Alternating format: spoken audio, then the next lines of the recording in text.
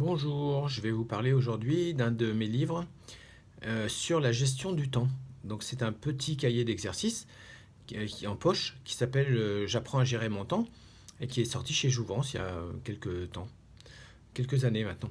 Donc le principe de ce petit cahier d'exercices, comme tous ces cahiers merveilleux d'ailleurs, qui sont vraiment une idée de génie de Jouvence, c'est de concentrer en quelque sorte un stage dans un petit bouquin à faire soi-même, chez soi en général, pourquoi pas éventuellement avec des amis. En tout cas, c'est fait pour être fait individuellement et avec de l'humour. Voilà, parce qu'il y a beaucoup de petits dessins très drôles vraiment qui pimentent et qui donnent du relief à, à ces petits bouquins. Parce qu'un stage, en fait, l'intérêt d'un stage, c'est pas seulement le contenu, c'est aussi tout ce qui se passe dans la salle, c'est la relation avec le formateur, la relation aussi entre les stagiaires, c'est l'ambiance, c'est voilà, c'est tout ça. Donc là vraiment, chapeau à Jouvence pour ça. Et donc je vais pas raconter en détail le petit cahier d'exercices parce que ce sont surtout des exercices à faire. Donc il y a beaucoup de comment dire de quiz, il y a beaucoup de choses à remplir pour vous auto-évaluer. Parce que le principe, l'idée de base, c'est que on a tous 24 heures et on est tous débordés.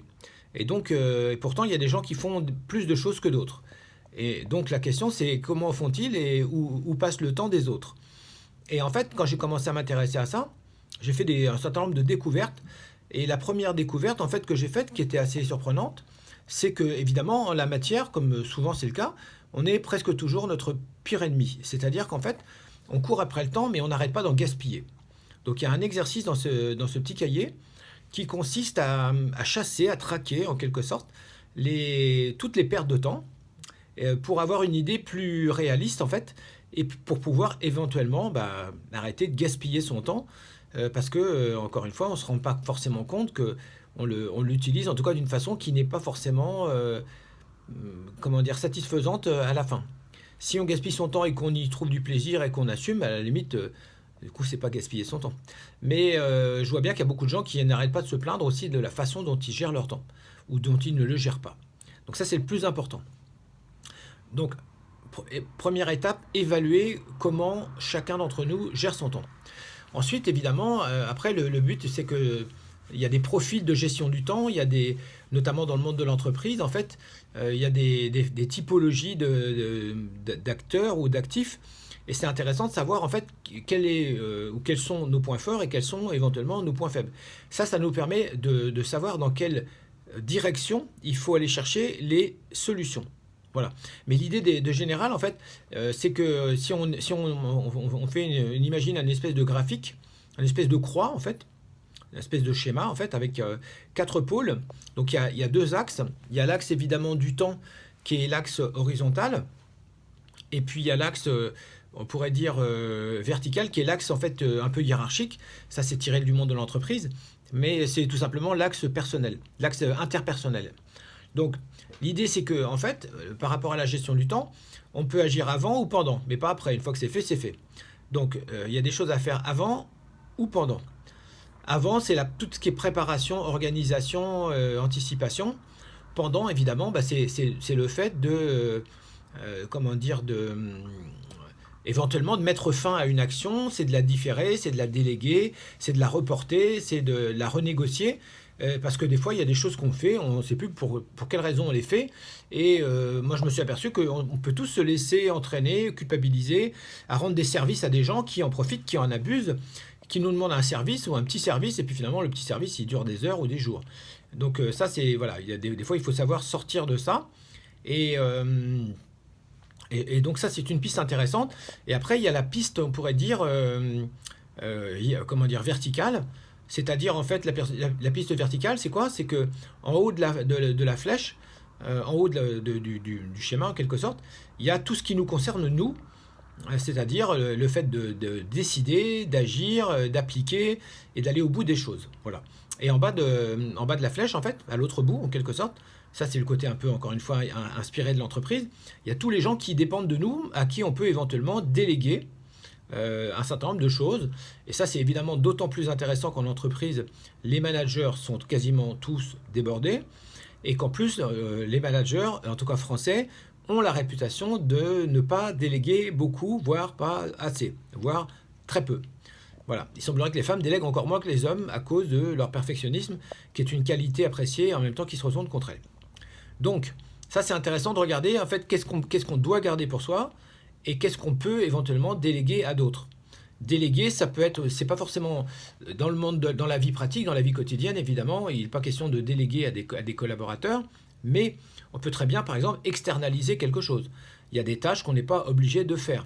Dans une famille, on peut très bien à un moment donné redéfinir qui fait quoi, et la maman n'est pas obligée de faire tout le temps, toute seule. Quand les enfants grandissent, ils deviennent autonomes, ils peuvent participer aux tâches ménagères. Et le chéri, c'est pareil. Si à un moment donné, peut-être il avait besoin de temps pour une étape de sa carrière, ça c'est tout à fait discutable ou négociable, mais la femme aussi, elle a le droit de faire sa carrière, et puis je veux dire, son travail, il ne s'arrête jamais. Donc elle peut aussi demander, et peut-être elle doit demander de l'aide à son conjoint. Voilà. Ça fonctionne dans les deux sens, évidemment, hein. Voilà. Donc ça, c'est un aspect très très important. Ensuite, qu'est-ce qu'il y a dans ce petit bouquin? Il y a évidemment des tas d'idées de solutions, des tas de pistes de solutions. Et l'idée générale, enfin moi l'idée que j'ai développée pour à la fois trouver et tester et en même temps développer des solutions, c'est le principe les petits ruisseaux font les grandes rivières. Voilà. Donc je ne sais plus si c'est dans ce livre-là que je raconte qu'un jour en fait je suis sorti de chez moi.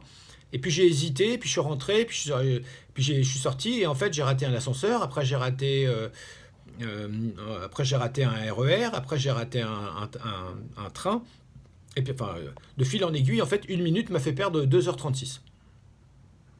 Et c'est là où j'ai compris que les petits ruisseaux faisaient les grandes rivières, c'est-à-dire que parfois, par exemple en voiture, des fois on se fait doubler par quelqu'un, puis on trouve la voiture au feu rouge juste à côté, juste devant nous. Donc des fois, ça sert à rien de courir. Mais des fois, les minutes, les secondes se transforment en minutes, les minutes en dizaines de minutes, et les dizaines de minutes en heures, et les heures en jours.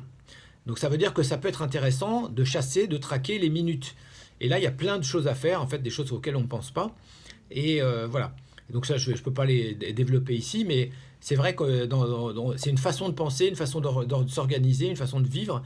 Et on peut développer comme ça beaucoup de temps, énormément. Un moyen très simple parfois de gagner du temps, c'est de déménager.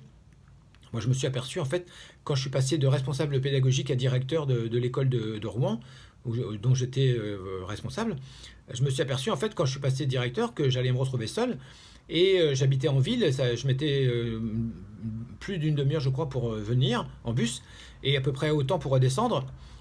C'était un peu compliqué, donc du coup, je me suis dit, non, c'est pas possible, ça, il faut que je sois disponible, etc. Donc j'ai cherché un appartement, je suis trouvé en fait dans une maison, et je me suis retrouvé en fait à 3 minutes, montre en main. J'ai trouvé un appartement à 3 minutes de l'école où j'étais, et honnêtement, je regrette pas parce que je gagnais plus d'une heure, je ne sais plus combien, j'avais calculé 1h10 ou 1h15 par jour, fois 5, faites le calcul, ça fait une journée de travail en plus. Voilà, et vous multipliez ça par 4,2 pour le mois, et puis après par 10 ou 11 pour l'année, et ça fait des sommes temporelles colossales. Donc c'est en appliquant toutes ces techniques et toutes ces stratégies que j'ai réussi à dégager du temps, et que j'ai réussi à dégager évidemment du temps pour écrire mes livres. Et des fois on me demande, mais comment j'ai fait pour écrire autant de livres en si peu de temps, parce que à l'heure où je publie cette vidéo, j'en ai 49 qui sont publiés, à peu près un peu plus de 50 qui sont écrits, 54 je crois, ou 55. Et ben, en fait, c'est tout simplement parce que j'ai appliqué tout ce que j'enseigne, tout ce que j'explique dans mon petit cahier d'exercices. Voilà, tout simplement.